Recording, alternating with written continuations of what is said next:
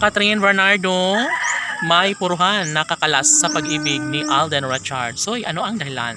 Well, ito lang naman ang pinakahinihintay ng lahat at sana hindi mangyayari na basta na lang na tatalikuran ni Alden ang pretty girl na si Catherine. Sa totoo lang ay ngayon nararamdaman ng dalaga na tila unti-unting nanlalamig ang binata. Hindi naman siguro makatotohanan ng lahat dahil ito lamang ay talagang ginagawa ng mga bashers upang mapaniwala ang loyal fans ng Cat Den Love Team. No.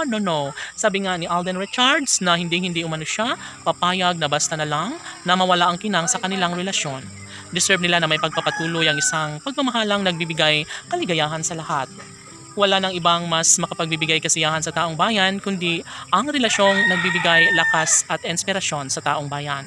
Opo, maliman ang magmahal ng sobra-sobra, ngunit handa nang ipaglaban ni Catherine Bernardo ang gwapong aktor na si Alden Richards. Siguro nga ay ito na ang pinakahinihintay ng lahat. Sana'y magkaroon ng habang buhay na kaligayahan sa kanilang mga puso. Mapanatag na ang puso ng dalaga at binata at wala nang sinumang makakapigil pa sa kanilang tunay at wagas na pagmamahalan.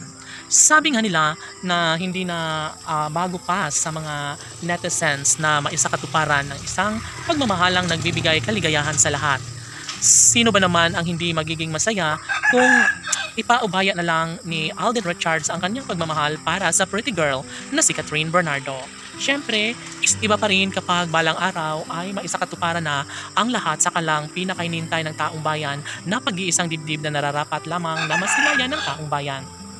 Of course, isa lamang ang pinaka-the best na pinaka-inaabangan sa lahat, yun ay ang magkaroon ng walang hanggang kaligayahan sa puso ng dalaga na si Catherine at ng binata na si Alden.